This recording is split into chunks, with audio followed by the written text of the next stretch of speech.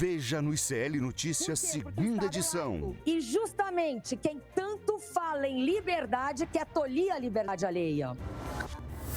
Quem perde é o Brasil. Presidente Lula critica a decisão do Copom que manteve juros nas alturas. Autonomia de quem? Autonomia para servir quem? E PT pede nas redes sociais a exoneração de Roberto Campos Neto. Na contramão do Congresso, STF retoma julgamento que pode descriminalizar porte da maconha para uso pessoal. O que diferencia o remédio e o veneno é a dosagem. E as pesquisas que mostram o humor do brasileiro com o governo Lula. O ICL Notícias, segunda edição, está no ar.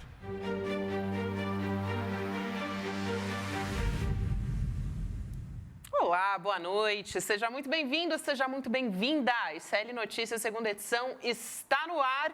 Agorinha, Supremo Tribunal Federal retomou o julgamento sobre o porte de maconha para consumo próprio. A gente vai agora assistir imagens ao vivo da fala do ministro Dias Toffoli, que vota nesse momento. Superar a leitura, senhor presidente, na medida que vários votos foram nesse sentido convergentes, de todos conhecidos, as políticas, sempre referenciadas, principalmente Portugal, as experiências em Holanda, mais recentemente no Uruguai, aqui nosso vizinho e parceiro de Mercosul.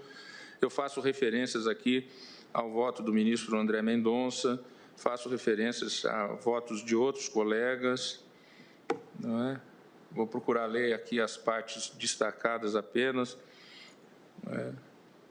Segundo Luiz Guilherme Mendes de Paiva, ex-secretário nacional de Políticas sobre Drogas do Ministério da Justiça, muitos estudiosos argumentam que as políticas de drogas com um viés punitivo que se intensificou na década de 70 do século passado são menos influenciadas pelas convenções da ONU e mais pelas pressões bilaterais e pela influência dos Estados Unidos sobre órgãos internacionais e o secretariado da ONU. Mendes de Paiva acrescenta que isso explica, por exemplo, porque a grande maioria dos países estabeleceu ou ainda estabelece penas criminais para o porte de drogas para consumo pessoal. Bom, a gente está vendo o ministro Dias Toffoli falando nesse momento, ele que já fez um voto, inclusive, que repercutiu bastante. A gente vai trazer daqui a pouquinho o recorte de uma das falas do Dias Toffoli, também do ministro Barroso. Vou dar boa noite para os meus colegas de bancada. Boa noite, muito boa noite, Chico Sá. Boa noite, comunidade ICL. O debate sobre a maconha se impõe. Aí a Gabi já começou a mil aqui, o programa está certíssimo. Começando a mil, sempre. Ao vivo, Dias Toffoli falando, retomando um julgamento de vários meses atrás, né, Gabi? É um julgamento que está há tanto tempo lá no Supremo Tribunal Federal que até a Rosa Weber, ministra que já se aposentou, votou nesse caso aí. Está votado, O voto dela já está dado. O Toffoli pediu vistas. Em 6 de março ele pediu. 6 de março, então por 3, 4 meses atrás. Ficou parado durante esses meses o julgamento. Por quê? Porque o Supremo não queria atropelar, não queria dar a impressão que estava atropelando o Congresso Nacional. O Congresso está com leis propostas pelos bolsonaristas para endurecer, inclusive de uma maneira absurda algumas delas, né, Chico? Querendo criminalizar igualmente o portador e o traficante. Então, o Supremo tem uma postura bem diferente do Congresso. Então, essa disputa entre os poderes está colocada. Por isso que essa votação é tão importante, Gabi. Hoje fica muito na mão do policial ali na ponta decidir, mas pode, se o sujeito tiver com um cigarro, com baseado, falando português claro, se o cara tiver com baseado na mão, vai preso ou não vai preso? A lei brasileira... A quantidade é o importante a ser decidido nesse momento. Inclusive, agora o placar está 5-3, pode formar a maioria hoje. E aí, Rodrigo e Chico, aí que está o negócio, porque pode vir uma reação conservadora do Congresso. Porque está 5-3 pela interpretação de... Aí que tá, para considerar que não é crime o porte para consumo próprio. Exatamente. Para consumo próprio. E aí a quantidade também está sendo discutida, né? Porque já tem maioria para o tribunal estabelecer um critério para diferenciar o usuário de traficante. Vamos voltar a acompanhar a fala do Dias Toffoli. Está falando algo importante. Na verdade, no anteprojeto. Propõe limites quantitativos claros, com até 10 doses para uso pessoal de todas as drogas, excluindo a criminalização dessa conduta. A política de descriminalização prioriza a saúde pública sobre a punição criminal, promovendo o tratamento e acolhimento de usuários ao invés de penalizá-los. As medidas educativas e sociais substituem as punitivas, alinhando-se às práticas bem-sucedidas observadas internacionalmente. Entendo Da mesma forma que o ministro Luiz Edson Fachin, que cabe ao Congresso Nacional, em conjunto com o Poder Executivo e os órgãos competentes, definir a quantidade de maconha que represente o consumo médio do usuário brasileiro de cannabis. Aí eu passo a um outro item do meu voto, que são as reflexões para uma nova política de drogas. E aí faço referência a estudos do psicofarmacologista Davi Nutt, publicado na revista The Lancet em 2007, e vou aqui descrevendo estudos históricos sobre o uso das mais variadas drogas ilícitas que esse pesquisador e professor fez. Vou omitir a leitura. Eu achei importante, pessoal, não sei se a gente pode... Porque agora ele está entrando numa razoado, né, assim, mais teórico. Mas é isso, você vê que tem uma disputa entre os poderes, o legislativo mais conservador, o Congresso, o judiciário, o Supremo, é um pouco mais aberto para práticas internacionais, como diz o Toffoli. Então, essa ideia de diferenciar porte para uso pessoal de tráfico é algo que os países mais civilizados do mundo estão fazendo. O que eles estão querendo estabelecer no Supremo, para não parecer que estão batendo de frente com o Congresso, o Supremo dá a linha. Qual é a linha? Tem que diferenciar e tem que estabelecer uma quantidade. É a quantidade mínima. O Congresso dá a quantidade. E o Congresso diz a quantidade. Agora, o Congresso pode dizer que a quantidade vai ser 1 grama. É 1 grama. Equivalente a um baseado de quase nada. Então, talvez seja por aí. Mas que seja. Mas daí, pelo menos, não fica, né, Gabi? A gente discutia aqui mais cedo na redação. Sim. Assim, porque hoje em dia o policial ali na ponta é quem define. Decide. E aí vai pela cara. Então, o sujeito com baseado no Jardins ou no Leblon... Ele passa direto. O policial até acha engraçado. Acha engraçado. É só um baseado. Olha o boy com cigarro, Agora, na periferia, o sujeito desce do ônibus, desce do trem e vai fumar um baseado... Porrada e cadeia. Vai pra cadeia. Então... O Toffoli deu uma conta aí durante o voto, ao longo do voto dele, muito interessante, que o Brasil prende mais ou menos 700 mil pessoas, de 700 mil presos... Que é o que a gente tem hoje. Que a gente tem hoje, 31%... se enquadram nessa categoria dessa confusão, portava porte ou é tráfico. Então, cara, isso seria um alívio para o sistema carcerário, deixaria de prender tanto pobre, tanto preto, sabe? Deixaria de fornecer mão de obra para PCC, Comando Vermelho e outras organizações. Sem dúvida. Está na hora de acabar com essa bobagem, né? Vamos aproveitar, já que a gente está trazendo aqui essa contextualização logo na abertura do programa e trazer como votaram os ministros até o momento no Supremo Tribunal Federal. Então, a gente tem uma arte a respeito disso. Nossa produção está colocando, separando aqui para a gente. Vou pedir para encher a tela para quem está nos acompanhando poder acompanhar. Então, a gente tem o julgamento no STF, porte de maconha para uso pessoal. Gilmar Mendes, até 60 gramas ou 6 plantas fêmeas, que é o equivalente aí. Ou seja, ele está entendendo que o critério deveria ser esse. Exato, que é até uma quantidade razoável. Razoável. O Edson Fachin, o Legislativo deve estabelecer os limites, é aquilo que o Chico falou. Depois o Congresso Nacional é que ficaria responsável por definir. O que é preocupante, porque a gente tem um Congresso extremamente conservador, para dizer o mínimo.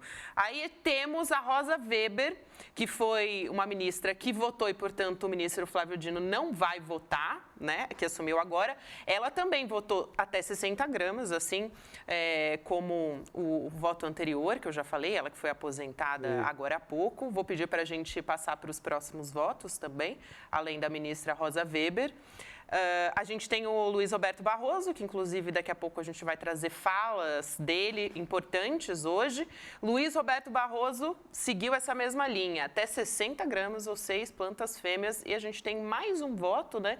Que a gente pode voltar para a imagem em que a gente vê o voto de todos os ministros. Vou pedir aí, Alexandre de Moraes também, até 60 gramas ou 6 plantas fêmeas. Essa é a situação que a gente tem de momento. E quem vota agora é o Dias Toffoli, porque foi ele que pediu vistas da última vez, então ficou paralisado o julgamento e ele agora está proferindo seu voto. Diga lá. Esses 5 votos que estavam ali na tela são 5 votos favoráveis à descriminalização do porte. 5-3, né? 5-3. Então, são 5 votos favoráveis.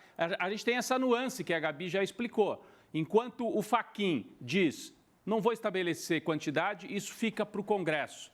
Os outros 3, aliás, os outros 4, Gilmar Mendes, Rosa Weber, Barroso e Alexandre de Moraes, estabeleceram uma quantidade. Eles podem até mudar no dia de hoje, viu? Eu acho que pode haver um entendimento para evitar esse confronto com o Congresso. Vamos estabelecer o critério e o Congresso é quem legisla no detalhe, qual vai ser a quantidade. Inclusive, para quem não está muito familiarizado, que história é essa de plantas fêmeas, Gabi? Você consegue explicar aí para gente? Pois é, porque a planta fêmea é justamente a planta utilizada, né? No É a que produz. É a que produz. A planta macho não serve para... É macho, joga fora, já diria o meme. O mamão é do mesmo jeito, mamão macho e mamão fêmea. Eu amei essa comparação. É macho, joga fora. Exatamente. Nós estamos desvalorizados no mercado. Total. Nos vegetais nós não somos nada. Agora, isso é para quem produz em casa, né? Porque tem gente produzindo. Para uso pessoal. Então, se a polícia... esse sujeito ali tem maconha, plantação de maconha. Hoje em dia a polícia entra. Às vezes tem juiz que dá mandado de busca, invade. Se tiver até 6, né, aqueles 6 plantas fêmeas, não pode fazer nada. Essa é a proposta deles. Se tiver uma plantação com 300 pés, aí já é para tráfico, no entendimento do Supremo, e aí deveria ser criminalizado. Então, estão tentando estabelecer um critério. É a primeira vez que se faz isso no Brasil, sem exploração moralista. Eu acho importante a gente destacar isso, né? Porque... Por isso, o Supremo, por isso que é importante a votação no Supremo, né? Chico, vou te interromper só um minutinho, porque o ministro Dias Toffoli está fechando, está encerrando o voto. Vamos lá. E efetive uma política pública de drogas conforme previsto no artigo 28 da Lei 11.343, de 2006. É uma proposição, não é uma determinação. Interinstitucional, multidisciplinar, baseada em evidências científicas, a qual deverá compreender obrigatoriamente a regulamentação das medidas previstas nos incisos 1 a 3, porque não temos, do artigo 28, a fixação de critérios objetivos de diferenciação entre usuário e traficante de cannabis. A Anvisa pode fazer isso, com base em dados científicos. Não precisaríamos estar aqui a discutir isso, na medida em que a sanção é uma norma penal em branco, em relação ao tipo de droga. É a Anvisa que estabelece as dosagens de medicamentos, a Anvisa estabelece qual medicamento e as drogas também, tanto drogas lícitas ou ilícitas. É a Anvisa que é o órgão que complementa a norma aberta do dispositivo legal. Então, que haja a regulamentação das medidas previstas nos incisos 1 a 3 do artigo 28, a fixação de critérios objetivos de diferenciação entre usuário e traficante de cannabis e a formulação de programas voltados ao tratamento e à atenção integral ao usuário e dependentes.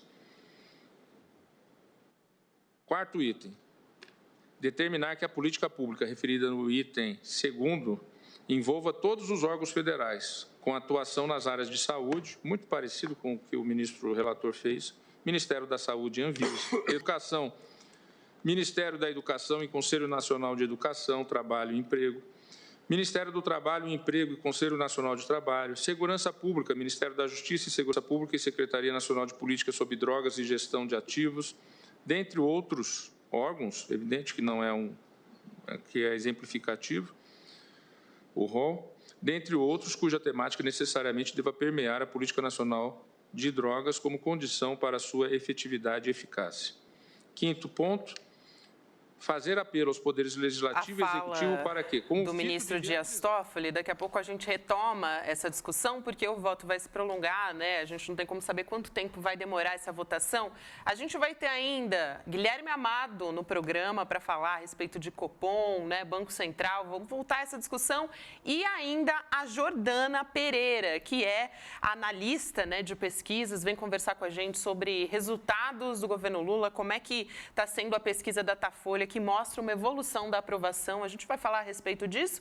E agora a gente vai falar no seu Abre sobre economia mais uma vez, né? Que a gente vai voltar a discutir com o Amado também mais para frente. Exatamente. Gabi, Chico, todas e todos que nos acompanham. Daqui a pouco a gente retorna com a conclusão desse voto do Toffoli, porque dependendo do que ele decidir, o Supremo terá tomado uma posição que é histórica, né? Em relação às drogas no Brasil. Muda toda a administração.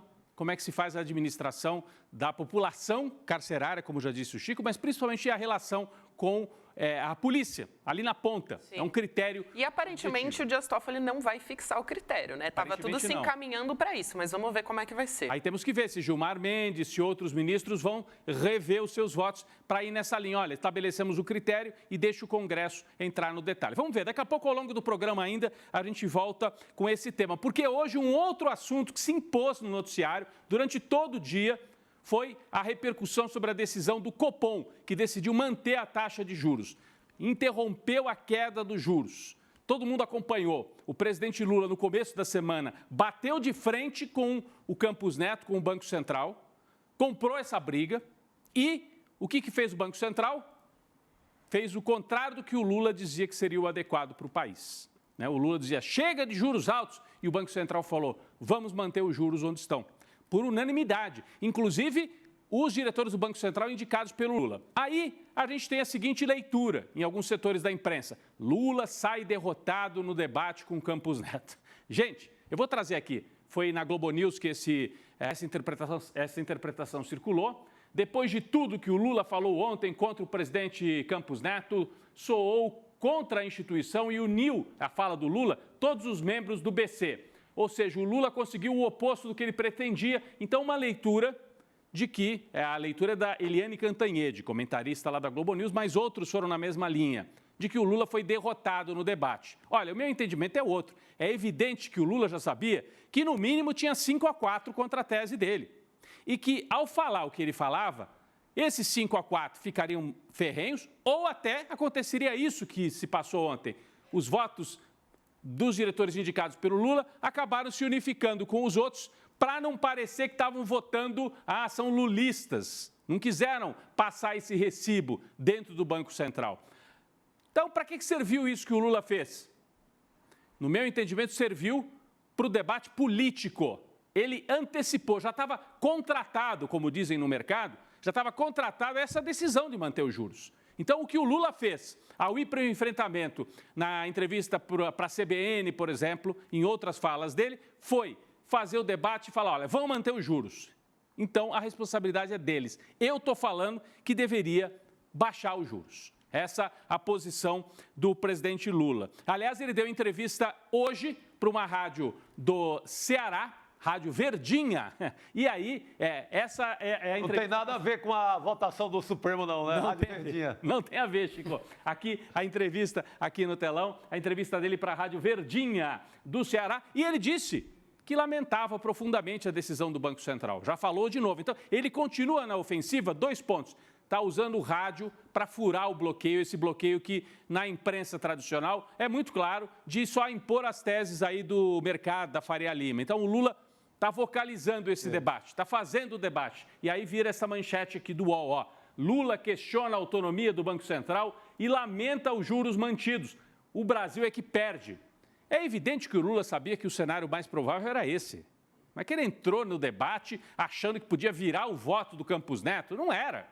Era para adiantar esse debate, né? E quando a decisão foi tomada, ele já estava na ofensiva. O Lula já estava na ofensiva antes da decisão do Copom e se mantém nessa ofensiva. Eu até estava pensando, estava me lembrando do Zé Alencar, nos primeiros governos do Lula. O Zé Alencar, o vice-presidente, fazia esse papel, até porque ele era industrial, né? Tinha indústria, então ele reclamava dos juros o tempo todo. O Lula está sendo o Zé Alencar dele mesmo, está fazendo o papel duplo, porque nos primeiros governos o Lula terceirizava para o Zé Alencar esse embate para pedir que os juros baixassem. Dessa vez é o próprio presidente que está fazendo. Não, o Zé Alencar, um cara ligado à produção, né? É um empresário muito forte em Minas Gerais. Ele defendia a produção e com esses juros não dá para produzir nada mesmo. Sabe? Não. Você pegar o Brasil inteiro, quem produz alguma coisa é pela queda dos juros. É claro. Agora você quer viver de juros e barará, como a cambada aí da Faria Lima, tudo bem, bota para 12, 13, 14 e por aí vai. É porque o Brasil, né, Gabi, nos últimos anos, quando eu comecei no jornalismo, a Fiesp, a Federação das Indústrias, tinha um peso. Todo repórter, uma vez por mês, a gente ia lá na Fiesp para acompanhar a coletiva, porque a indústria era 30% do PIB brasileiro, né, era indústria. Hoje é 10%. Então, o país está dominado pelo agro e pela financiarização, pelo mundo financeiro, que muitas vezes andam juntos. Né? Andam juntos. E, de outro lado, fica a turma que quer reindustrializar, que está apostando no desenvolvimento, no investimento. Além do Lula, que reclamou dessa decisão do BC, e no meu entendimento não é derrota, é disputa. É disputa, porque essa decisão já estava tomada antes do Lula falar. Essa decisão já viria de qualquer jeito. Quem falou também foi o Geraldo Alckmin, o vice, nas redes sociais dele, ele foi para Santa Catarina visitar indústrias e falou que o juro precisa cair. Vamos ouvir? Olha, eu entendo que deveria ser reduzido. Por quê? Nós temos uma inflação menos de 4%. Vamos imaginar aí 3,5%, arredondando. Se você tem 10,5% de Selic, nós estamos falando de 7% de juros real. Isso é o segundo maior do mundo. Mas vamos ter confiança, acredito, que na próxima reunião do Copom possa reduzir. Porque depende dos juros americanos. Acho que tem uma tendência de lá fora os juros americanos cair. Estão caindo os juros lá nos Estados Unidos. E ficando mais clara, como eu tenho convicção, o compromisso com a questão fiscal no Brasil, nós achamos que a tendência vai ser retomar a queda de juros que é necessária. Olha aí, eu acho interessante porque ao longo dos últimos dias, primeiro, Gabi, Bolsonaro, Jair sumiu. O debate econômico se impôs. É presidente da República falando sobre juros, Banco Central e setores da mídia defendendo que os juros fiquem altos, o vice-presidente, que já foi do PSDB, ex-governador de São Paulo, falando que os juros deviam cair. Então, é um debate mais racional, Chico. Tira aquela bagunça, aquele burburinho, aquela confusão de bolsonarismo, de aborto, que são temas importantes, mas do jeito que eles fazem, não.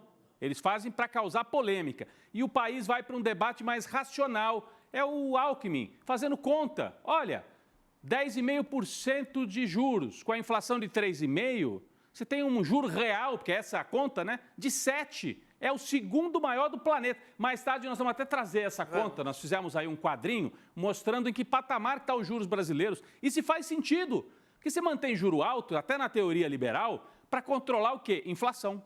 Tem muita demanda, sobe o juro para diminuir o aquecimento da economia. O país não está com um superaquecimento, a inflação não está alta. Então, esse juro é para derrubar o desenvolvimento do Brasil. E está o Alckmin, não é nenhum incendiário, hein? Sim. É de origem do PSDB, estava lá com os tucanos até algum tempo atrás, dizendo, tem que baixar, senão a indústria não retoma. E o Alckmin é hoje aquele que no governo tem esse papel de organizar uma reindustrialização do Brasil. Eu acho bom que o debate vá para a economia, um debate racional, você pode ter posições aqui. Você vê que o Alckmin passou quase batido aqui, mas ele fala, não é só a questão brasileira, tem a questão dos juros nos Estados Unidos e tem a questão fiscal. O que é isso? Os mais liberais, o Alckmin está nessa turma, acham assim, tem que controlar mais os gastos. Você controlando os gastos, o mercado acalma e aí você pode soltar os juros. E há economistas muito mais sérios, sérios de verdade, que dizem que essa questão fiscal não pega nada, que é quase 100% os juros americanos, por exemplo. Pois é, mas de qualquer maneira é um debate que vai para a economia, parece quase que nós estamos voltando ao tempo PT e PSDB, sem esse burburinho, essa espuma do bolsonarismo, dessa agitação que impede a gente de debater esses temas centrais do Brasil, né? Eu acho interessante, eu acho que mostra que há espaço para a gente, o lado da democracia, pautar o debate, sabe? Porque fica todo mundo, a gente tem falado bastante sobre isso aqui, numa linha, não tem jeito, a direita impõe o debate, a gente vai sempre a reboque. Nas últimas 2 semanas, menos, né? Menos, porque a gente deu o contra-ataque em relação ao absurdo que eles queriam fazer no caso do aborto, no PL do estupro, e agora o Lula puxou esse debate econômico. Está pautando. O Bolsonaro está quietinho, talvez com medo do que pode vir pela frente aí na finalização dessa investigação sobre as joias, né? O Bolsonaro está mais quieto, mas o lado dele ainda está fazendo agitação. De qualquer maneira, Lula mostra disposição para esse embate e as pesquisas, daqui a pouco nós vamos debater com a Jordana, né, que vem aqui, uma pesquisadora, uma analista de pesquisa. Que história é essa? A gente já viu aqui ao longo da semana. O Lula começa a recuperar um pouco da popularidade que ele perdeu no começo do ano. Então, tem sinais positivos que vêm da economia. Nós vamos debater esse assunto. E isso se reflete também nas pesquisas eleitorais das capitais brasileiras. Ontem trouxemos São Paulo, o Boulos na frente. O Ricardo Nunes em dificuldade porque tem o Pablo Marçal, o coach, disputando com ele ali em terceiro lugar. Hoje nós tivemos uma pesquisa em Porto Alegre. Porto Alegre, olha que interessante, a Maria do Rosário, do PT, está em primeiro lugar em Porto Alegre. Pesquisa Atlas CNN, primeiro turno. Maria do Rosário, 31,8, também conhecido como 32. Sebastião Melo, atual prefeito, o sujeito que não fez nada em relação à enchente, não fez manutenção em coisa nenhuma, mesmo assim tem 28%. Mas Olha, o PT faz tempo que não fica na frente numa pesquisa lá em Porto Alegre tinha desaparecido, no certo sentido. Quase, né? Então é muito significativo. Super significativo, 32-28. Depois vem a Juliana Brizola, no Rio Grande do Sul, o nome Brizola, o PDT ainda tem uma base forte, com quase 12%, a candidatura com alguma importância. Felipe Camozato, do Partido Novo, depois vem outros menores. A gente tem uma outra, aí vem cenário de segundo turno. Aí complica um pouco, mas de qualquer maneira é equilibrado. Ó. 44 o Sebastião Melo, 38 a Maria do Rosário. Tem jogo, tem disputa acontecendo, jogo. Não é, Gabi? Então mostra, o Lula recuperou terreno no Sul com as ações feitas durante a tragédia, as enchentes, o governo presente, etc. A pesquisa também pergunta sobre a popularidade dos políticos lá no Rio Grande do Sul. Vamos dar uma olhada? Porque olha como o Lula tem capital eleitoral, é a próxima tela. A aprovação de políticos, isso aqui é Porto Alegre, tá? A pesquisa não está perguntando no Brasil inteiro, entrevistou só 2 pessoas mais ou menos em Porto Alegre. O que você acha? Você aprova ou desaprova esses personagens aqui? Lula, 49 desaprova, 46 aprova. Ele tem uma aprovação maior do que os políticos locais, né? O Sebastião Melo tem mais desaprovação, olha como a faixa vermelha aqui é grande, ó. Quem estiver nos ouvindo, vale a pena olhar a tela. Sebastião Melo, 59 desaprovam, 37 aprovam. E Eduardo Leite é que está também mais complicado, ó. 59 desaprovam e 31 aprovam. Isso na capital gaúcha. Significa que o Lula tem um capital político lá em Porto Alegre maior do que Sebastião Melo e Eduardo Leite, um capital que talvez ele possa transferir ainda para Maria do Rosário. A campanha nem começou direito. Vamos para a última tela, que faz essa leitura, você tem uma imagem positiva ou negativa, etc. E a Maria do Rosário, ela tem uma imagem positiva bem menor do que a do Lula. Então, o Lula, quando colar a imagem com a Maria do Rosário, talvez, né? Porque também depende um pouco da candidata, né? Dela se colocar, do povo acreditar no que ela está falando. Mas o Lula tem potencial para passar parte desse apoio. Olha aqui a diferença, o Lula desse tamanho e a Maria do Rosário um pouco menor. Isso pode ser que a Maria do Rosário venha um pouco mais para cá. Então, tem jogo no Rio Grande do Sul, em Porto Alegre. Pode ser uma capital onde o PT dispute com alguma chance. Eu não estou dizendo que vai ganhar, mas mostra como o jogo está em aberto, o Lula, os setores democráticos, com inteligência, podem ganhar, ou pelo menos derrotar o bolsonarismo. No Rio, em São Paulo, Porto Alegre e em outras cidades de médio porte, Brasil afora. Por exemplo, Niterói, ao lado do Rio de Janeiro, aqui em São Paulo, Diadema, Araraquara, São Carlos, outros municípios do interior e da Grande São Paulo. Então tem jogo para ser jogado e o Lula tem um capital político bastante interessante. Não é que ele esteja assim com a popularidade estourando, como foi lá no segundo governo dele, mas não está num momento também tão dramático, né, Chico? Não, ele tem um dado muito importante, que até 2 salários mínimos, Lula é um governo de muito sucesso, ultrapassando em algumas pesquisas os 60%. Então, na pobreza ali, né, quem ganha menos, há um índice muito positivo. Isso até é legal a gente trazer depois na conversa com a Jordana, porque a diferença de renda é impressionante. Até 2 salários mínimos, o Lula tem mais de 60% de apoio. E entre os... Tá, não é essa pesquisa, tá, gente? Essa aqui é só de Porto Alegre. Pode até tirar essa aqui, porque agora nós estamos falando nacionalmente. Obrigado.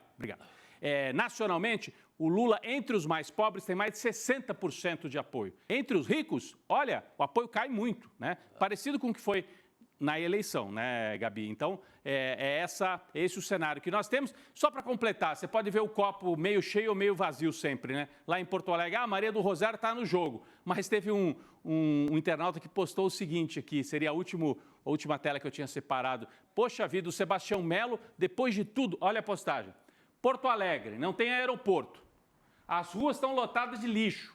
Os bairros ficaram 20 dias submersos. Chove e alaga. O DEMAI, que é o Departamento de Águas, coloca aquelas bags, aquelas sacolas nas ruas para tentar impedir a passagem de água.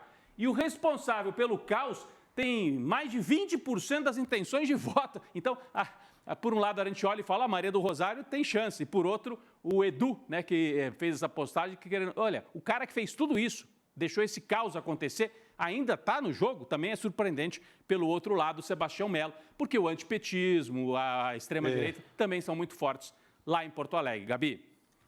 Muito bem, Rodrigo. A gente segue conversando por aqui. Daqui a pouco a gente vai voltar a falar sobre a história do Banco Central. Me parece que Guilherme Amado está chegando aqui para conversar com a gente.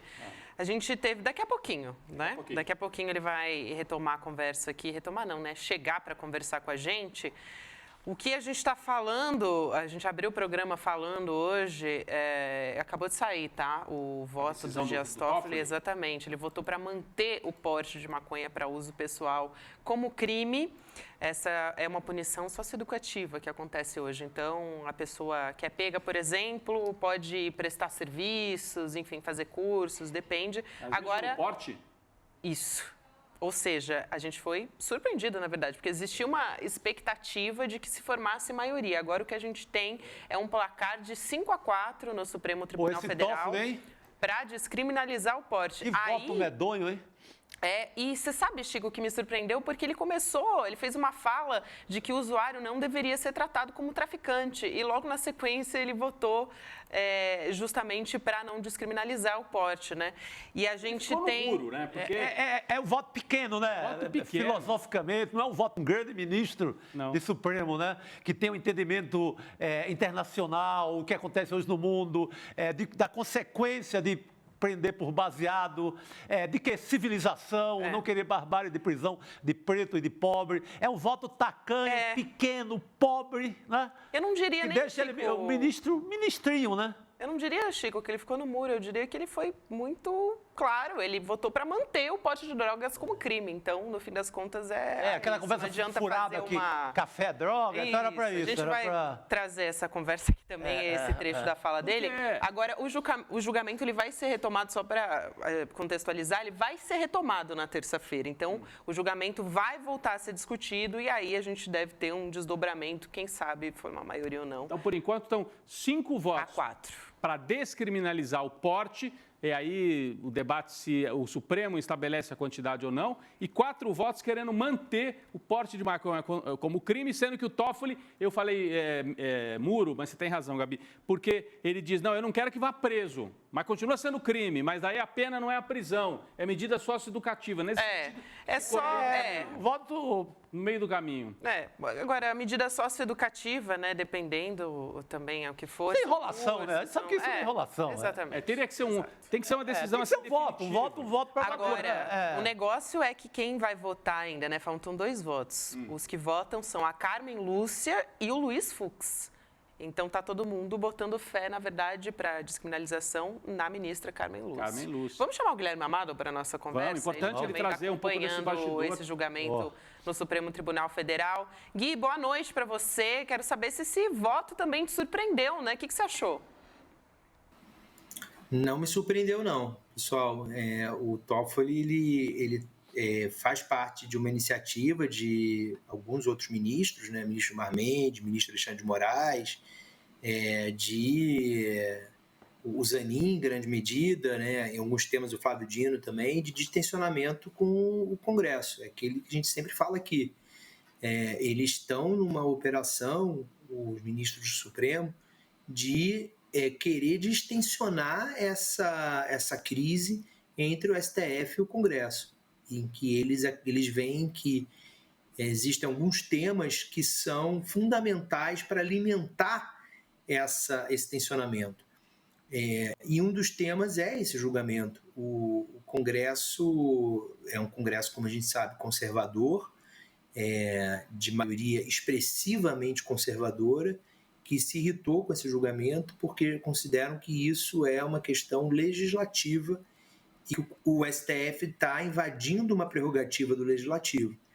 Então, o mesmo movimento, quais são os outros movimentos dessa iniciativa? É a mudança de voto do ministro Floriano, lá do TSE, em relação ao Jorge Saif, para absolver o Jorge Saif, o 7-0 do Sérgio Moro.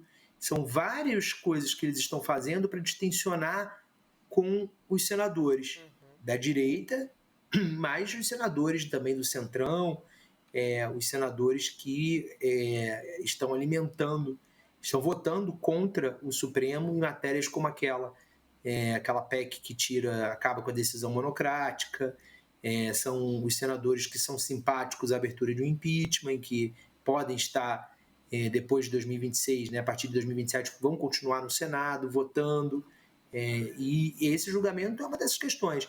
Eu não sei, sinceramente, porque admito que não fui atrás para apurar, não sei qual é a tendência de voto da Carmen Lúcia, mas eu não posso dizer para vocês aqui que a tendência é os usuários serem considerados criminosos ou como é hoje, mudar, essa informação eu não tenho. Mas que o Toffoli votaria nesse sentido não me surpreende, porque é um ministro que está engajado em distensionar a relação do STF com o Senado. Faz sentido com essa apuração do Guilherme, então, a gente compreender o motivo, né, vamos dizer assim, de ele ter dado, no fim das contas, ter feito todo esse discurso, né, em relação a separar o usuário de traficante, no fim das contas, ter dado o voto que chegamos agora a 5-4, né? E de tirar isso da esfera, com sanções na esfera administrativa, né, vamos dizer assim, e não na penal, que é o que a gente tem hoje, né, acontecendo, Chico. Exatamente. Não, o Amado explicou muito bem a operação, né, que envolveu aquelas votações do TSE, que às vezes a gente chega a surpreender, mas está nessa leitura política. E pelo menos diminuir o conflito do judiciário no geral do STF, principalmente, com o Legislativo, com o Congresso. Agora, está dentro do pacote. Mas, por outro lado, o Gilmar Mendes já votou nesse caso da maconha, né, Guilherme? E o Gilmar Mendes estava na mesma linha do Barroso, que é na linha de descriminalização, inclusive estabelecendo até uma quantidade, né, o próprio Supremo. Será que eles podem rever isso ou não? Esses votos já foram dados, né? Isso não recua, né? Poder rever pode. Tomara que não. Para o bem das coisas, tomara que não, porque, enfim, eu tenho uma visão muito clara de que a melhor coisa para o país é que os usuários não fossem considerados traficantes, não fossem criminalizados. Mas, enfim, poder pode, né? Mas, de novo, também não tem informação se ele vai fazer isso ou não. Vamos trazer aqui a fala do ministro Dias Toffoli, ele que terminou de votar. A gente acabou de atualizar essa história do julgamento no Supremo. Vamos assistir esse vídeo. O que é droga? Droga é toda substância ou qualquer substância externa ao organismo que pode alterar seu funcionamento. Tanto o café que eu acabei de beber aqui, como o tabaco, que eu não fumo, quanto a cocaína, que eu nunca vi, se enquadram nessa definição, pois todos modificam a bioquímica do cérebro, apesar de terem efeitos distintos e riscos diferentes. O que diferencia entre o remédio e o veneno, aquele famoso adágio popular. Inclusive, teve também uma treta ali entre o ministro André Mendonça, que já votou contra a descriminalização, e o ministro Luiz Roberto Barroso. E o Mendonça disse ali que a decisão de descriminalizar caberia ao Congresso. Mais um trecho que a gente pode assistir para voltar a falar. Vamos ver. Tem que ser adotada pelo legislador. Eu sou contra, mas eu me curvaria caso o legislador deliberasse em sentido contrário. Apenas conseguindo a minha opinião e entendo, com a devida vênia, que o presidente da CNBB não é vítima de desinformação. Bom, Vossa Excelência acaba de dizer a mesma coisa que eu disse, apenas com um tom um pouco mais panfletário. Eu, ao início da sessão, disse, estamos discutindo se é ato ilícito administrativo ou se é ato ilícito penal. Vossa Excelência entende que é ato ilícito penal e tem todo o direito de achar, mas a minha explicação foi absolutamente correta do que está sendo decidido aqui, se é ilícito penal ou se é ilícito administrativo. Tem que ser adotada. A gente viu ali o voto, inclusive chama atenção, né? Impossível não reparar no cenário, né? Tinha um fenômeno sobrenatural ali. Sobrenatural de Almeida ali. No ombro dele, né? Tinha alguma coisa esquisita. O André Mendonça, vocês estão falando. Isso, mas parece que estava... Esse é o terrivelmente evangélico, né? Que é, como o Bolsonaro chamava. Ele que tá... Pessoal, tem uma coisa nessa pequena treta aí, que é o seguinte... A gente podia fazer um bolão aqui. Quanto tempo vai durar a paz que está até hoje reinando Tem uma tretinha aqui, uma briguinha ali, mas em público eles não estão brigando faz muito tempo. Isso começou no final de 2018, né, quando viram que o filho de um certo candidato a presidente da República dizendo que bastaria um cabo e um soldado para fechar aquilo ali. Desde então, na composição daquela época, nas composições subsequentes, até a composição atual, reina a paz. Quanto tempo vai durar isso? Porque não é que não esteja havendo divergência. Há divergência sobre a forma que o Toffoli está lidando com os acordos de leniência, há divergência sobre esse tema, houve divergência no aborto, tem muita divergência. Mas eles estão conseguindo fazer prevalecer o seguinte: vamos lavar a roupa suja aqui dentro. Parou aquela coisa de ser no plenário ou de ser pela imprensa, como chegou a acontecer. Quanto tempo isso vai durar? O que vocês acham? Olha, a disputa é boa. Eu também achava que essa altura já teria rolado. A hora que vierem os casos do Bolsonaro para o Supremo decidir, acho que aí o caldo pode entornar um pouco, né? Me chama a atenção também, a gente nem comentou, mas o voto anterior, né, saindo um pouco dessa treta leve, né, entre o André Mendonça e o Barroso, a fala anterior do Toffoli dizendo tudo é droga, o café que eu estou tomando. Essa fala... A cocaína, que eu nem sei o que é. Que eu não sei, nunca vi. É o comentário que é interessante, né? Por que ele falou que nunca viu? Pra quê, né? Tá parecendo a citação do aborto ontem daquela deputada. A Carla Zambelli. Carla Zambelli, né? É porque ele está ali citando, esse café é quase poético, né? Esse café que eu acabei de beber, o tabaco, que eu não fumo, e a cocaína, que eu nunca vi. Não, mas papo furado, né? Qualquer coisa é droga e tal, que interfere no corpo. Inclusive, eu não consigo deixar de reparar nos comentários nessas horas, né? Porque esses cortes estão rodando nas redes sociais. A fala do ministro Barroso, a gente vai colocar daqui a pouco também.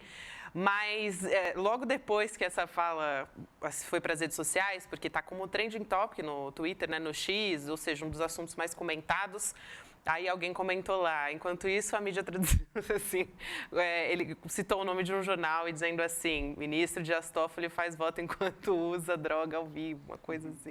Porque ele estava bebendo café e ele acabou de dizer, né, o café é uma droga também, está fazendo a comparação. Então, enfim, as pessoas, elas são muito criativas, né? Eu não consegui deixar de reparar ali também. Vamos assistir o voto também do ministro Luiz Roberto Barroso. Ele fez uma fala bastante didática de o que acontece na prática quando você criminaliza o usuário, né? Muito boa essa fala.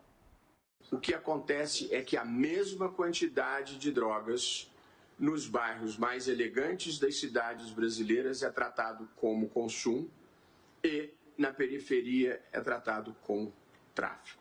Portanto, o que nós queremos é evitar essa discriminação entre ricos e pobres, basicamente entre brancos e negros. Nós queremos ter uma regra que seja a mesma para todos e fixar uma quantidade impede esse tipo de tratamento discriminatório. Ele foi bastante didático. Foi. Né?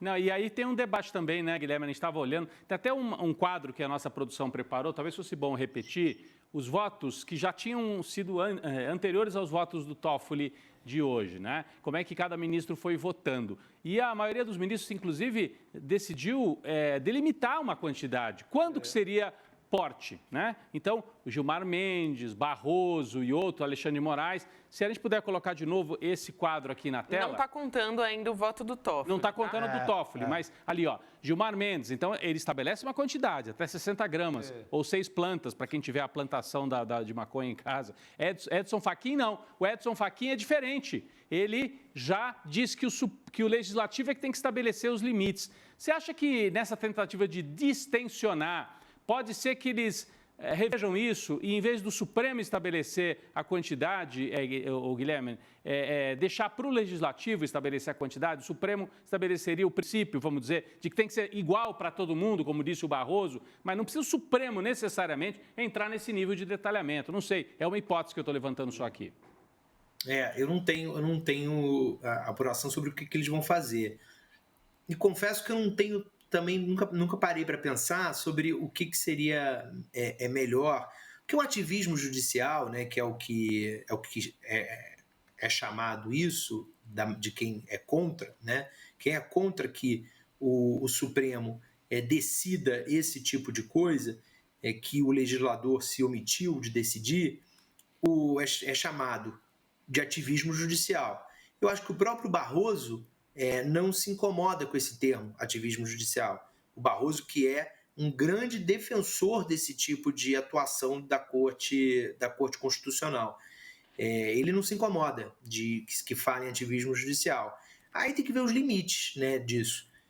Mas o que ele diz, e quem outros defensores de que o Supremo entre para decidir questões que o Legislativo se omitiu a decidir, o que eles dizem é que sim, uma função de uma Corte Constitucional a quem cabe defender o cumprimento da Constituição.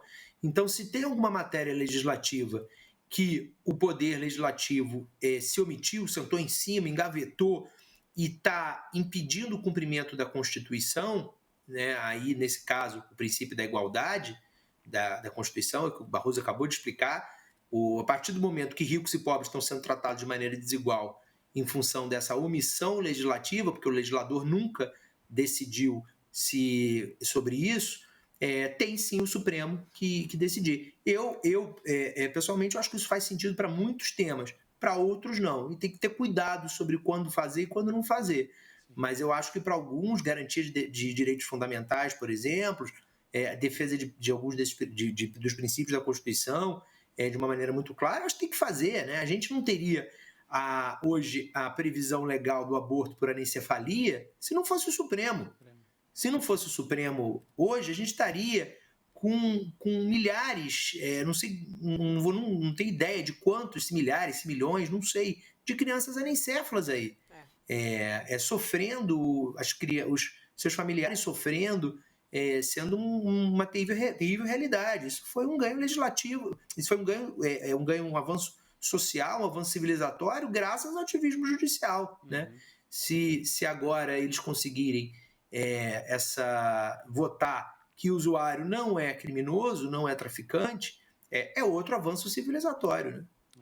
Inclusive, importante isso que você fala, viu, Guilherme? Porque seria mais uma na conta, como era no passado, na conta das mulheres, né? Porque a gente sabe que, no fim das contas, quem vai assumir a maternidade é a mulher, né? E vai segurar a onda em casa também vai ser a mulher.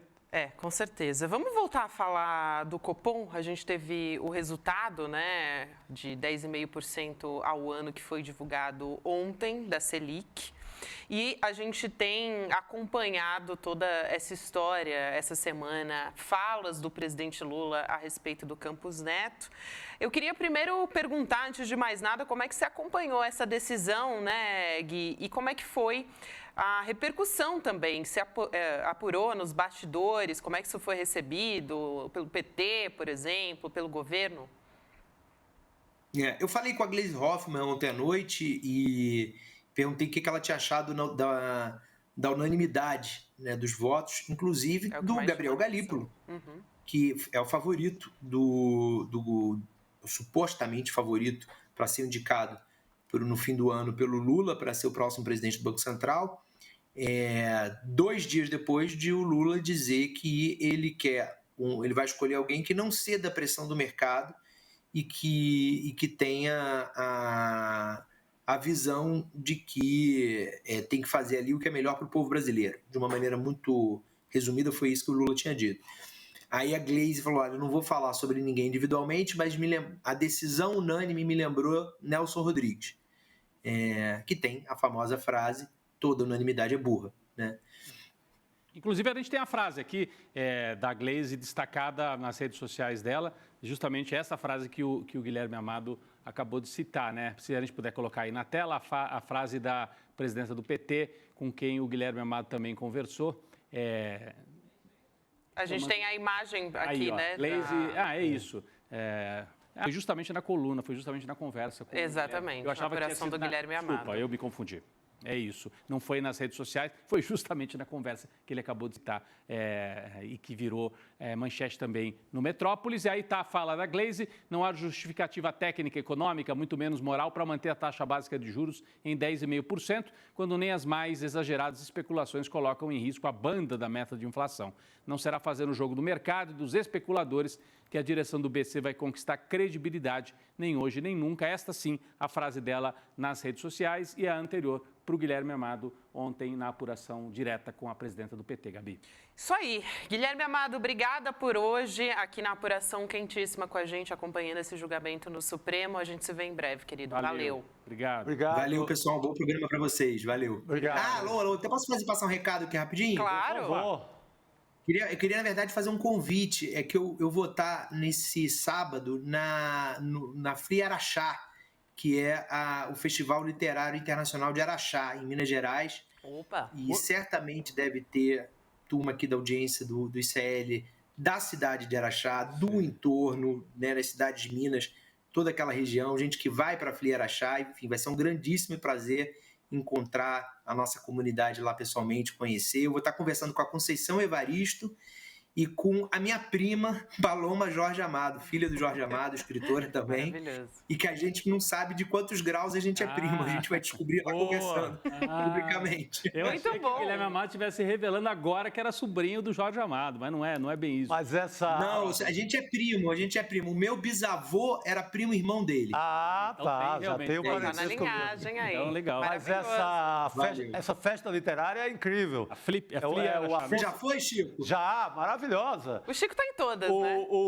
Feira O literária Afonso com ele. Borges, que Ah, toca, sim. é maravilhosa. o fundador. É o lá, Afonso Borges, um grandíssimo sujeito. Manda um beijo pro Afonso. É isso. Ainda mais com Valeu, Conceição gente. Vou adorar Evaristo, encontrar a né, audiência gente? lá. É isso aí, fica o convite, Conceição Evaristo. Cara, eu tô num nervoso. Eu imagino, Tem a Guilherme. parte engraçada Eu imagino. de encontrar, emocionante de encontrar a prima, sim, mas a Conceição Evaristo, eu tô num nervoso, porque eu não sei nem se na hora eu não vou gaguejar. Ah, você vai tirar de letra. Vai ser maravilhosa essa mesa, então. Fica o convite Muito aí para bom. nossa comunidade. Um beijo, Gui. Boa Valeu, sorte. pessoal. Obrigado. Boa sorte. Obrigado, Beijo, obrigado. tchau. Boa noite. Araxá é uma cidade linda, né? no É a interior. cidade de Dona Beija. Na Beija. Eu estive lá alguns anos atrás, numa das minhas idas e vindas para Brasília de carro, mas às vezes eu dei um jeito de parar lá, dormir em Araxá.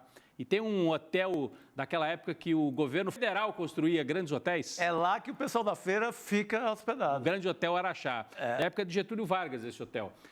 Foi feito no governo do Getúlio. E do lado tem uma estação de águas, linda também, acho que é dos anos 40, Continua 50. lá. Não sei onde que Rodrigo não conhece neste Brasil, O né? cara Ele é caminhador. sempre... Uns anos de rodagem, né? Tem alguma vantagem em ter passado dos 50 anos.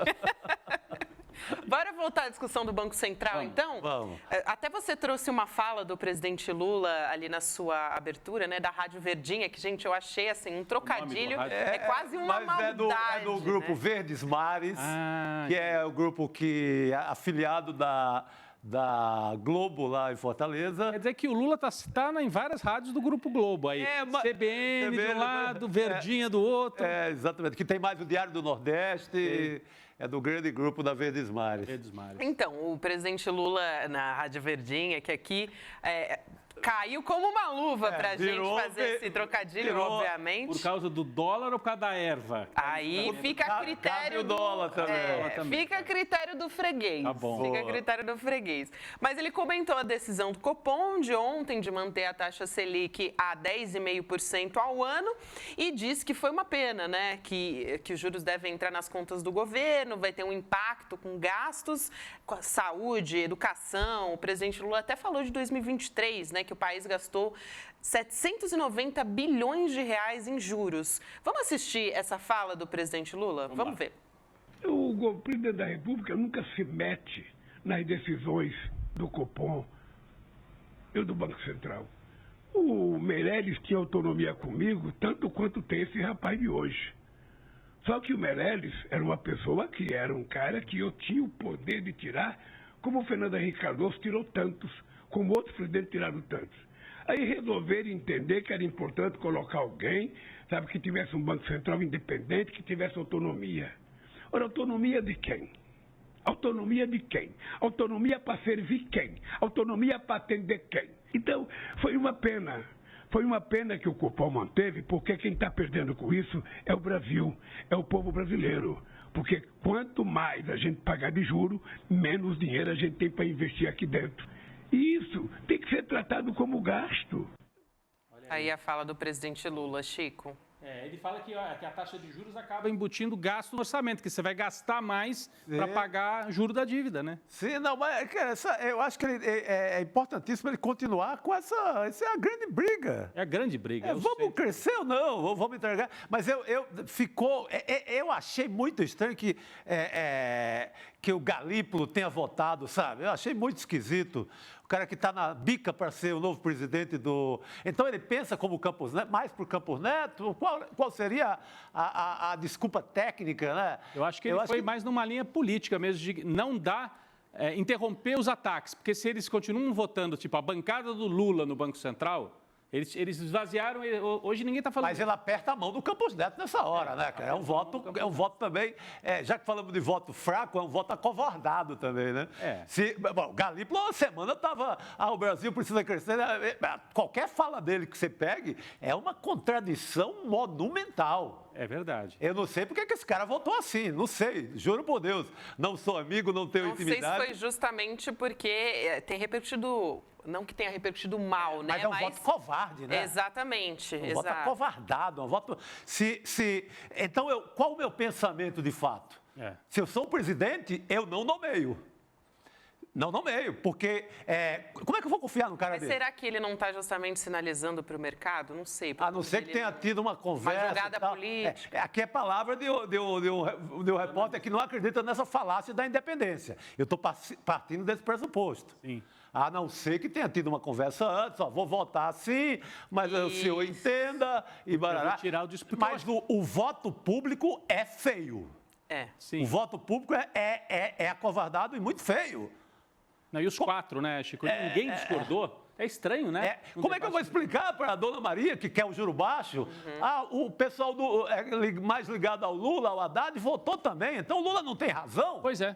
Nesse ponto, sim. Mas eu, Gabi... Faz sentido, mas pode ser um falando, ponto, né? Pode ser uma sinalização ali, justamente para não aparentar, porque esse mercado, ele quer alguém alinhado com o Roberto Campos Neto. E existe uma pressão em cima do presidente Lula. Inclusive, só para fazer aqui um comentário... Feio, publicamente, entende? Sim, eu entendo também.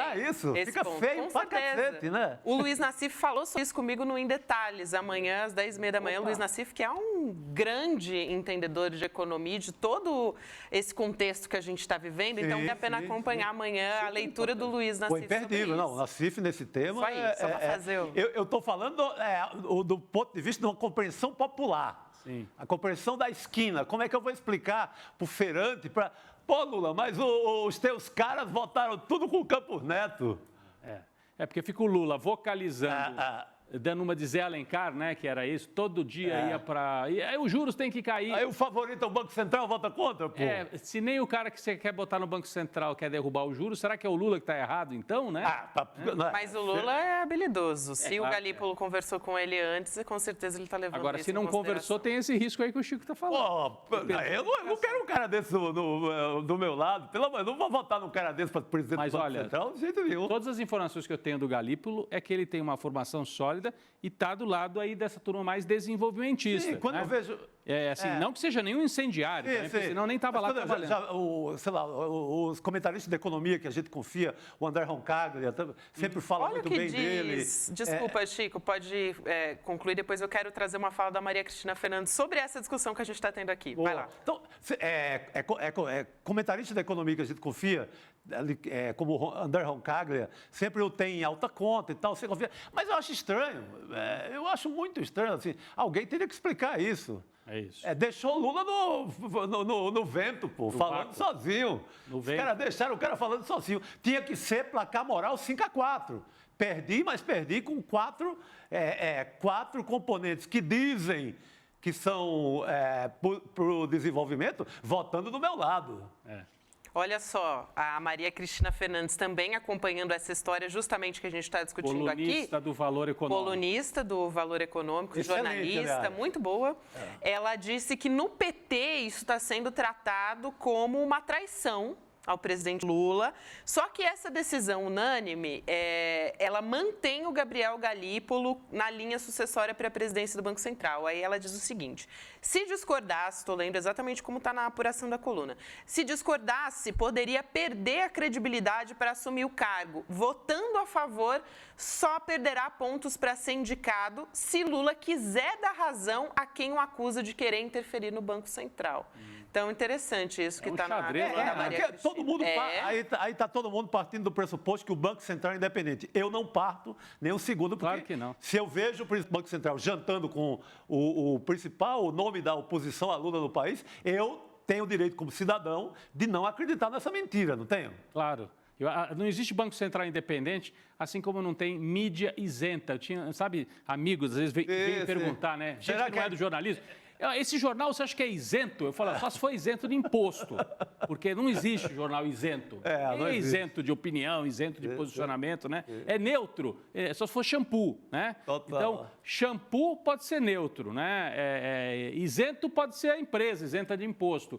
Aí não tem, e também não tem Banco Central independente, porque a gente sabe que ele é dependente do mercado. E olha, a gente tem aqui um quadro mostrando como é que ficou a taxa de juros real do Brasil na comparação com o mundo. Vamos colocar na tela para a gente entender o que disse o Alckmin mais cedo, trouxe aqui na abertura do programa.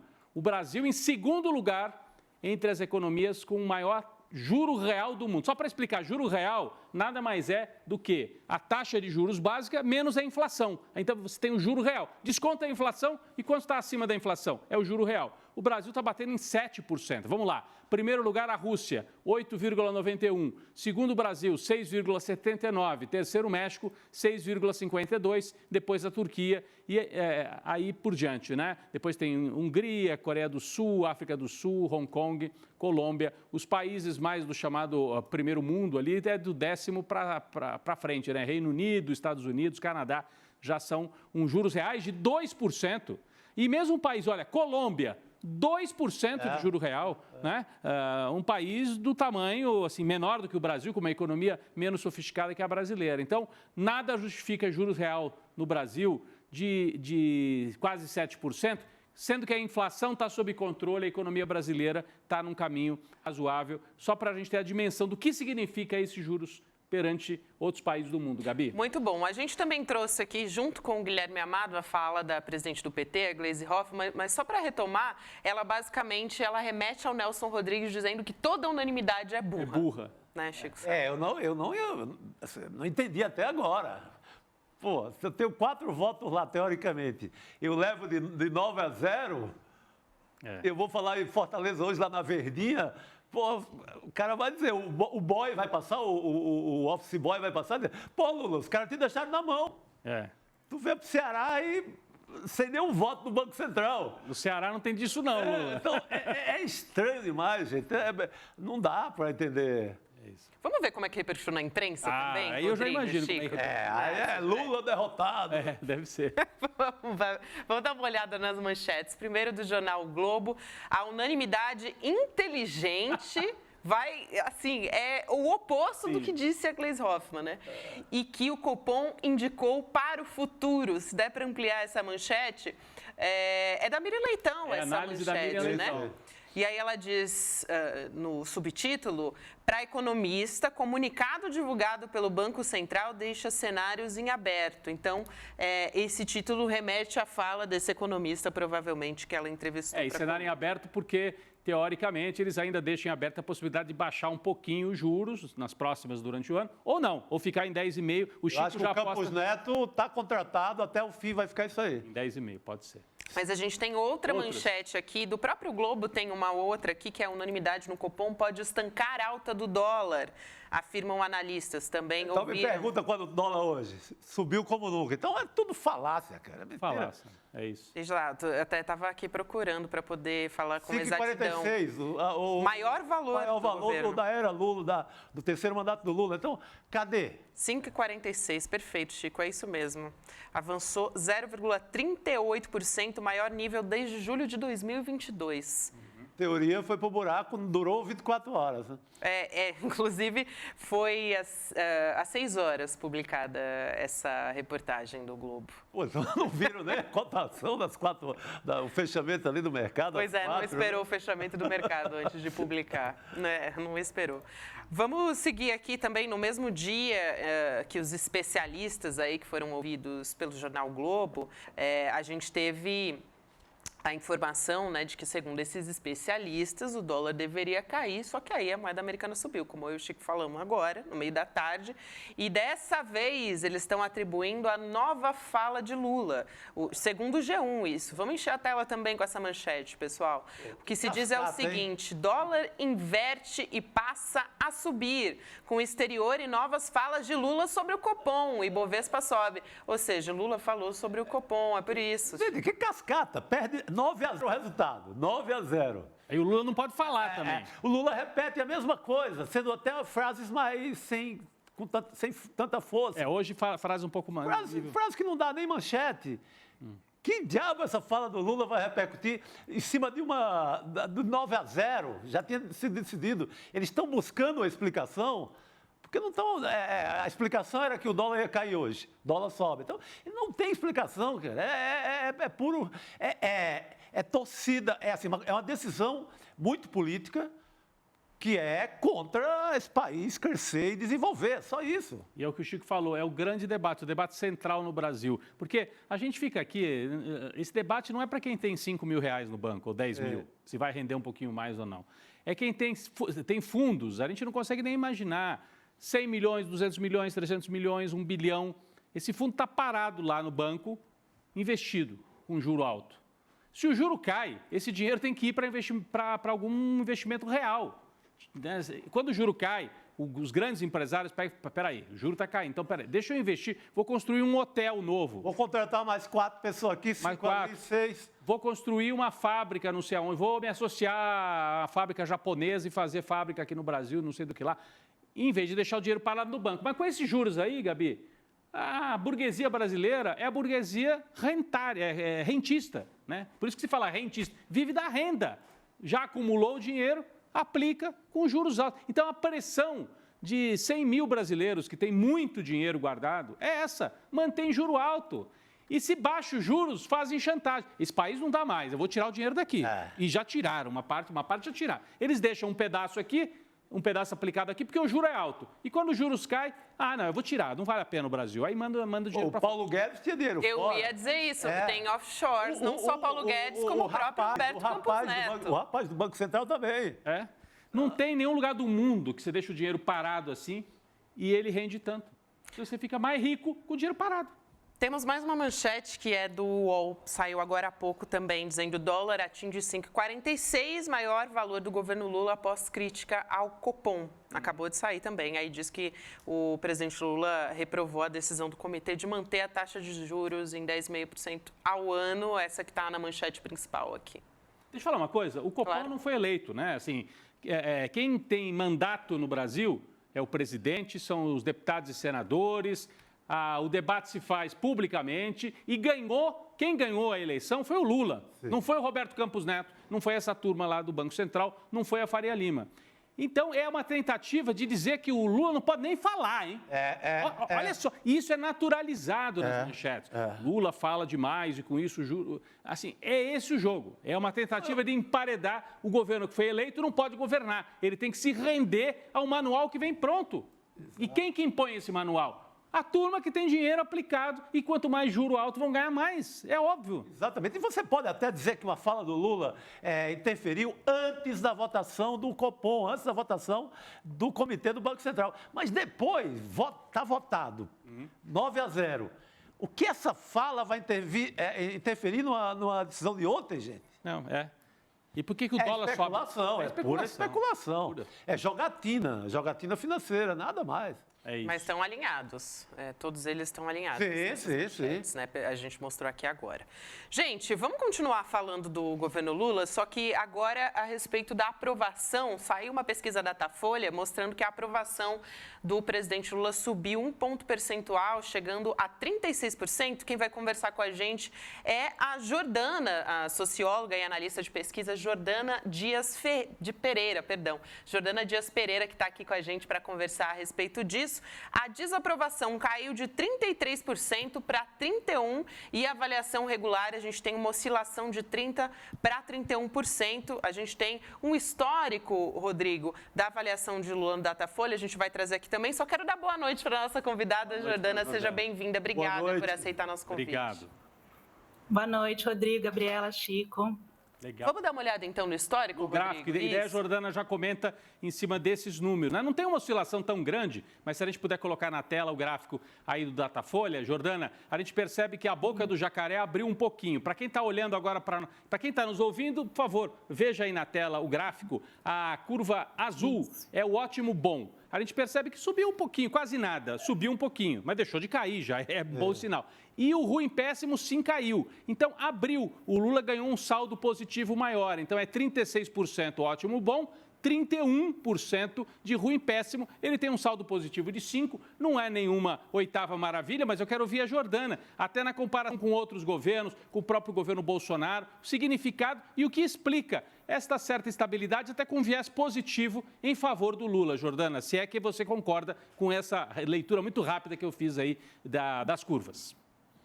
Sim, concordo sim, Rodrigo, você falou bem, assim, deixou de cair, né? Porque a gente sabe que o importante não é só o número de aprovação e desaprovação, o número em si, né? Mas a tendência de comportamento das curvas, né? O que elas estão indicando. E o que a gente estava vendo nos últimos meses? Uma relativa estabilidade, como você colocou, com variações dentro da margem de erro, né? 2 a 3 pontos percentuais, a depender do instituto, mas com uma tendência de queda na avaliação positiva do governo, né? Então, Quest, PEC, Datafolha, todos esses institutos, ainda que com alguma variação dos números, né, mostrando essa tendência negativa, né, o governo perdendo a aprovação de parcela do eleitorado. E essa semana foi publicada essa pesquisa Datafolha que trouxe um certo, vamos dizer assim, alívio para todo o campo progressista democrático. Né? E por quê? Porque é uma pesquisa que também evidencia esse cenário de estabilidade, como você colocou, né, mas com uma variação dentro da margem de erro positiva, né, se comparada à última rodada de março aí de 2024. Então, olha só, pela primeira vez em meses, a avaliação do governo melhora, mesmo que dentro da margem de erro. Em julho, a gente vai ter a publicação da Quest, da IPEC, né? A gente vai ver se essa tendência aí de melhora se confirma, né? Mas vamos lá para o Datafolha, só abrir dizendo isso.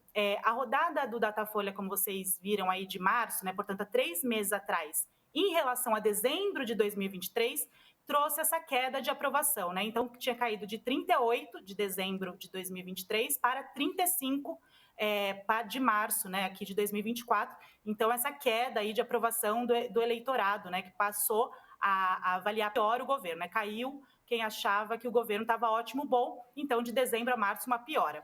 E essa de junho, em relação a março, mostra o contrário, né? Mostra que aumentou 1 ponto percentual da avaliação positiva, que é a soma do ótimo e bom, né? Então, isso que vocês viram, de 35% para 36%, enquanto a negativa, ruim, péssimo, foi de 33% para 31%, regular, 30% a 31%, né? Então, pela primeira vez, essa mudança positiva na tendência da curva, né? O que trouxe esse alívio. A gente tem a comparação, Gabi, o Chico já vai, acho que quer fazer uma pergunta também, mas eu ia só trazer a comparação com o Bolsonaro no mesmo período. Isso. A gente tem os gráficos, né? É legal. Aí talvez a Jordana possa comparar, porque muita gente fica, olha, não está tão boa a situação do Lula, mas vamos comparar com o Bolsonaro? A gente tem os gráficos aí comparativos no mesmo período. Olha só, quando a gente fala mesmo período, o Bolsonaro tomou posse em 1º de janeiro de 2019. Então, quando a gente pega meados de 2020, 1 ano e meio mais ou menos do Bolsonaro, em comparação com 1 ano e meio do Lula. Estamos comparando o mesmo período, né, Jordana? Então, a gente percebe que o Lula Agora, é isso que você falou, tem um saldo positivo. Tem mais ótimo, bom do que ruim, péssimo. O Lula é o que está em vermelho aí na tela. E o Bolsonaro em verde, um verde meio escuro aí. Então, o Bolsonaro, a essa altura, tinha 32% de positivo e 44% de negativo. Então, o Lula pode... O negativo é que é um negócio ali, né? O negativo do Bolsonaro estava muito forte. O Lula está conseguindo segurar esse negativo, Chico. Não sei se você quer avançar algum ponto, que era só... Eu queria acrescentar isso aqui só na análise para a gente. Boa. Não, primeiro eu queria destacar que essa pesquisa foi feita no que a gente tem chamado, nós, os jornalistas, do pior momento do governo Lula. Sim. Você vê isso em todo que é noticiário. Lula vive a pior semana. 4 a 13 de junho agora. Sim, então, derrotas no Congresso. Nova derrota de Lula. Derrota aqui, derrota acolá.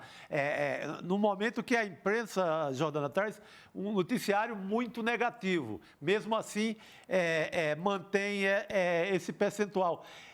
Mas eu gostaria de atentar para o lado do extrato do até 2 salários mínimos. É essa gente que tem segurado o percentual positivo do Lula, né? Ou evitado uma queda maior, né? É esse trabalhador aí que vai até 2 salários mínimos. Isso. Porque esses dados são dados do eleitorado geral que a gente mostrou, né? Mas é importante esse exercício estar fazendo, Chico. Olhar para os segmentos, né? Porque dada a polarização social e política que a gente vive, a gente sabe que tem bastante diferença de comportamento entre homens, mulheres, as diferentes regiões do país, questão da renda, da religião, né? Então, acho que até vale destacar um pouco o que vale a pena destacar aqui olhando para esses segmentos, né? A questão da renda, como você colocou, Chico, ela é super importante, né? Porque quanto maior a renda, menor a aprovação. Então, pegar o dado aqui, ó. Enquanto quem tem entre até 2 salários mínimos renda familiar, a aprovação chega a 42%. Quem ganha mais 10 salários mínimos renda familiar, a aprovação é de 27%. Então, olha só, uma diferença de 15 pontos percentuais a depender da renda, né? Quem tem uma renda menor, avaliando melhor o governo. Tem outras coisas interessantes também. Questão da região. Sudeste e Norte e Centro-Oeste, né, são as regiões que mais reprovam o governo. Nessas regiões, 54% desse eleitorado avalia o governo como ruim e péssimo. No Nordeste, né, esse número cai para 28%. Então, no Nordeste, 28% do eleitorado avalia o governo negativamente, uma diferença de 26 pontos percentuais. É muito significativo, né? Então, é importante sempre a gente fazendo esse exercício. Outro segmento que é super importante da gente olhar, né? Para 44% dos evangélicos, o governo está ruim ou péssimo, né? Contra 22% dos evangélicos que consideram o governo como bom ou ótimo. No eleitorado católico, a situação se inverte, exatamente. 45% do eleitorado católico aprova o trabalho do governo Lula e 20% reprovam, né? Mas é isso, né, gente? Também sem grandes novidades em relação a esses segmentos, né? Uma relativa estabilidade, como o Rodrigo colocou. O governo continua sendo melhor aprovado entre aqueles agrupamentos que o elegeram, né? Então, são as mulheres, é o Nordeste, a renda mais baixa, são os católicos, né? E o governo continua sendo pior avaliado entre homens, renda alta, evangélicos, né? A gente precisaria começar a olhar para esses segmentos que a gente poderia deslocar a opinião, né? Se estão avaliando o governo como regular, né? Estão insatisfeitos com a polarização, né? Tem dados bastante interessantes do Datafolha sobre a questão econômica também, né? Que parece esse é um elemento importante de deslocamento da opinião pública dessa parcela do eleitorado. Não sei se vocês querem entrar nisso agora ou se a gente debate um pouquinho mais sobre isso. Eu queria trazer aqui um gráfico da própria Jordana, aqui que ela fez mostrando uma relação entre a aprovação do Lula e o valor da cesta básica. Poxa, isso é fundamental. Eu acho muito interessante aqui. A gente vai colocar na tela, a gente preparou uma arte a respeito disso, mostrando o valor ali, né, da cesta básica média na esquerda, você está vendo os valores, embaixo mês a mês, né, só que a gente está comparando, na verdade, abril de 2023 e agora a gente está dando uma olhada em 2024 ali no final e a desaprovação a gente acompanha na direita e a gente vê essa curva subindo, né? Pois é, acho que a Jordana podia nos ajudar a explicar esse gráfico. Essa escadinha em cor meio amarela é o valor da cesta básica. A gente vê que ela ela começa em 680, mais ou menos, em abril de 23, depois ela dá uma queda, depois ela volta a subir no começo de 24, quando a gente via todo mundo reclamando.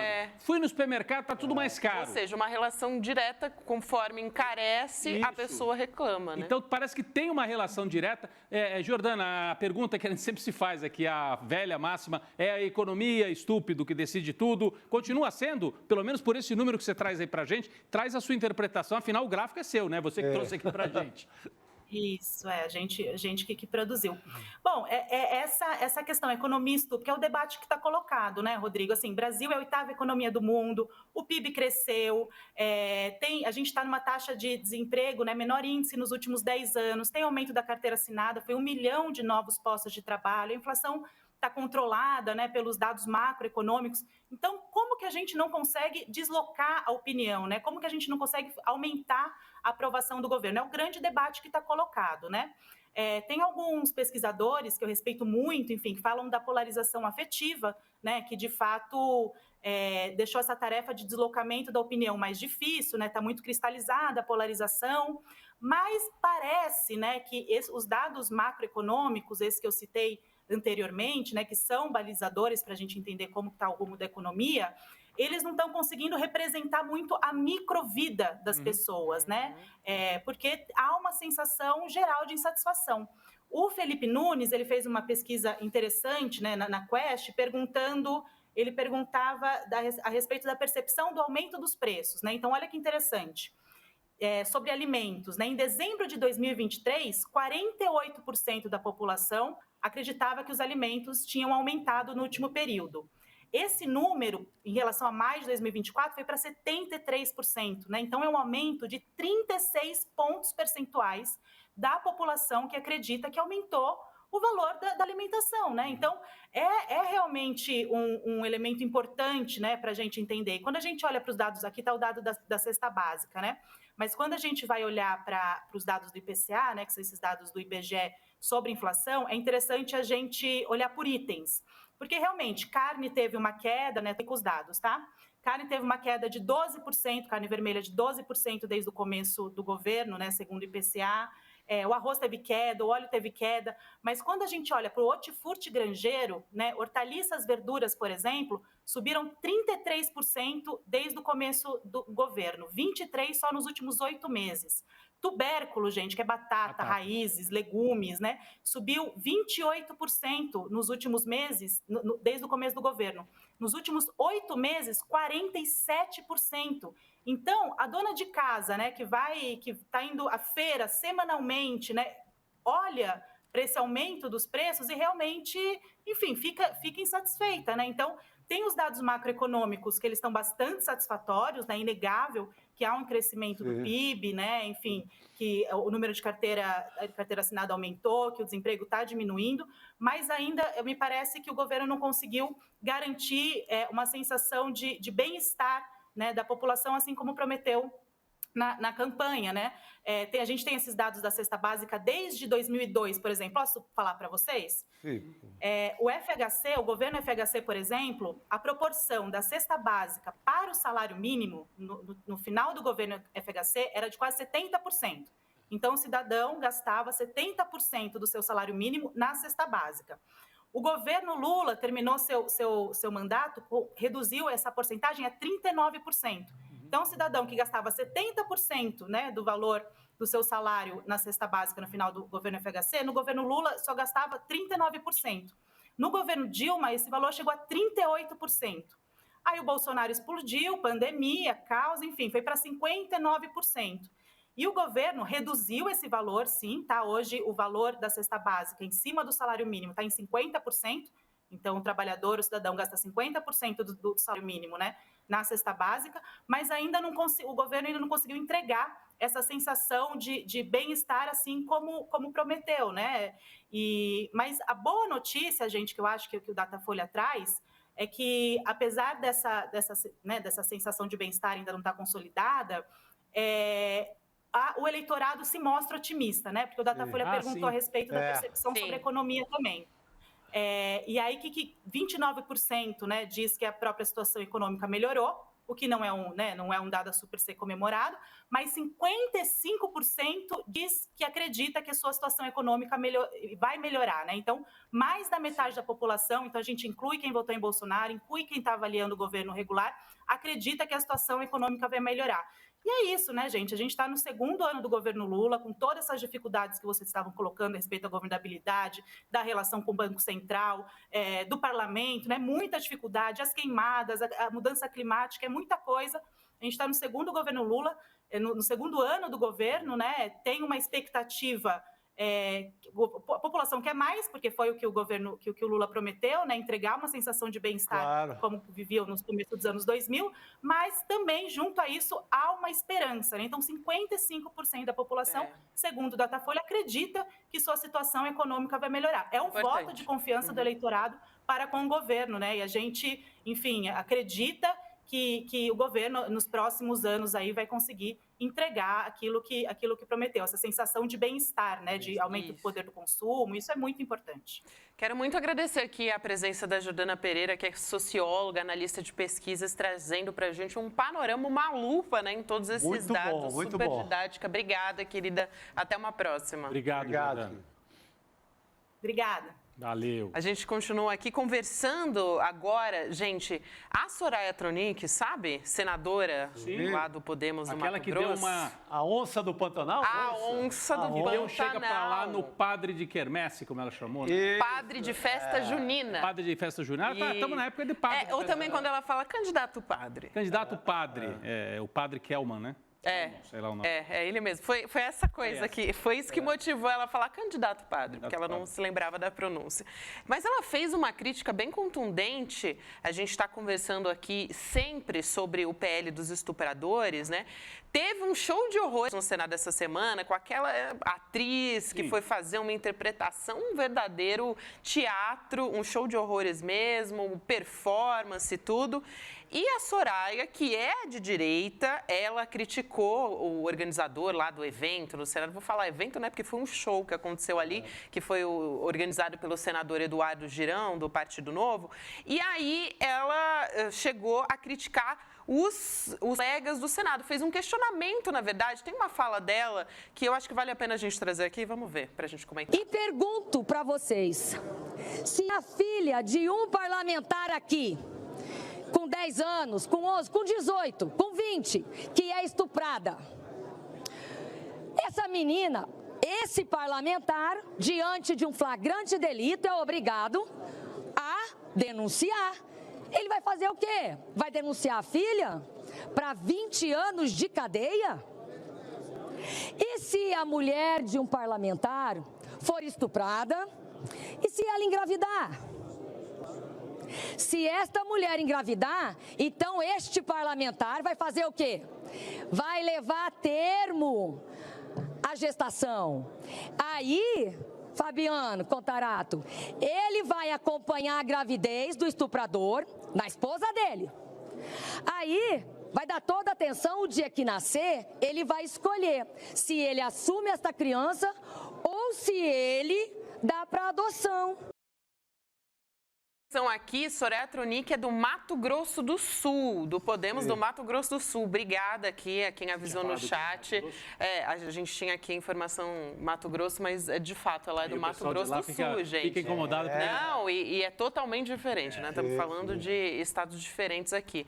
Agora, chama muita atenção ali, ela usou também um discurso contundente, apesar de ser de direita. Ela é uma conservadora, não é, né? Conservadora nesse ponto não é, senão não tinha falado o que falou. A gente já ouviu mulheres evangélicas também falando sobre isso e também não concordam com esse PL. Quer dizer, parece que foi um tiro no pé. Porque isolou. Quando vem a Soraya e faz um discurso contundente desse contra o projeto, a gente vê como eles erraram a mão. Eles acharam que podiam impor uma pauta, porque o brasileiro é contra o aborto. Olha, de fato, acho que o brasileiro médio não gostaria de ter o aborto liberado em todas as hipóteses, né? Mas também fazer o que eles fizeram, tentando humilhar, tentando expor as mulheres.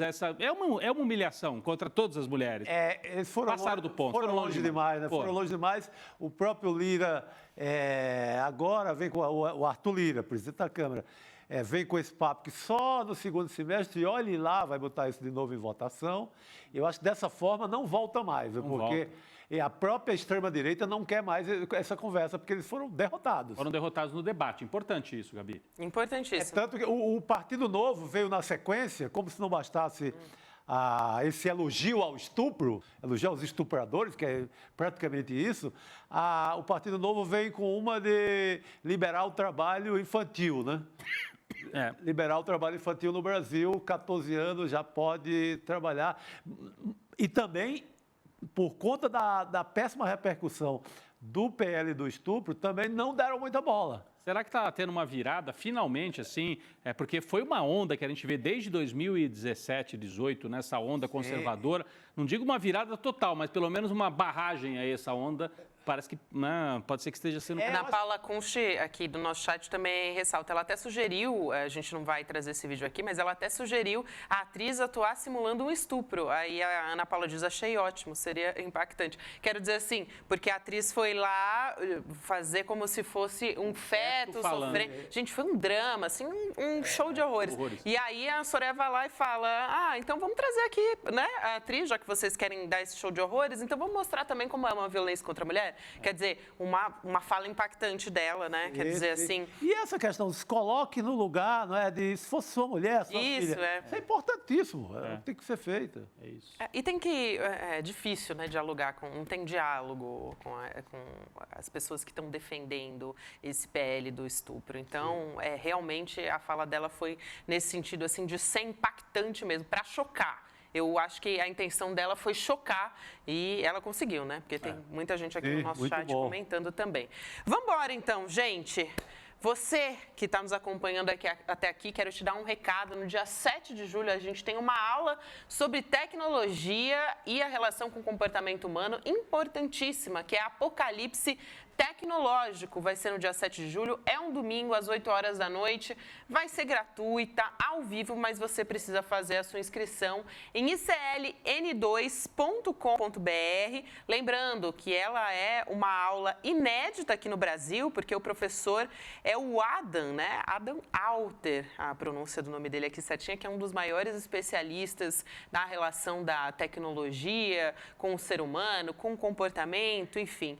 E a gente tem aqui uma fala, né? O convite para você dessa aula. Vamos assistir. Existe uma pandemia gigante e silenciosa tomando conta do mundo. Uma pandemia que tem roubado anos de vida das pessoas e que tem trazido desequilíbrio para a cabeça das pessoas. Nunca tomaram tanto remédio, se sentiram tão deprimidas, se sentiram tão angustiadas. E essa pandemia é uma pandemia digital, é um apocalipse tecnológico. O maior especialista do mundo, eleito o melhor professor da New York University, um dos 40 maiores professores de negócios do mundo, Adam Alter, vai nos dar uma aula dia 7 de julho, um domingo às 8 horas da noite, sobre esses assuntos, trazendo também caminhos para a gente conseguir se proteger de tudo isso. Uma aula para assistir com seus filhos, com a família inteira. Uma aula para não perder de jeito nenhum. Uma aula gratuita que só o ICL poderia trazer para você.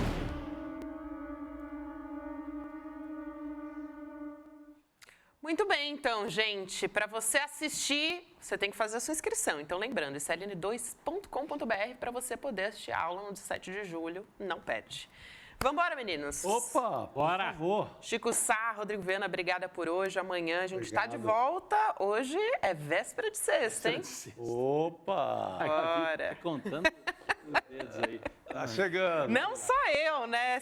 Será que a nossa comunidade aqui também não está de olho na sexta-feira? Eu sei que todo mundo tá. Então até amanhã, a partir das 7 horas da manhã, estamos de volta.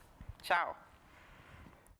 A gente tem uma bomba para vocês. O melhor professor da New York University O cara que foi eleito um dos 40 maiores professores de administração e negócios do mundo, Adam Alter, vai nos dar uma aula dia 7 de julho, às 8 horas da noite, para nos explicar o que está por trás desse vício em tecnologia que virou uma pandemia mundial e transformou 5 empresas naquelas que controlam quase que toda a economia do mundo. E para você se inscrever gratuitamente e assistir essa aula fundamental, é só você clicar no link que vai estar junto com esse vídeo. Se inscreve agora para aprender com Adam Alter.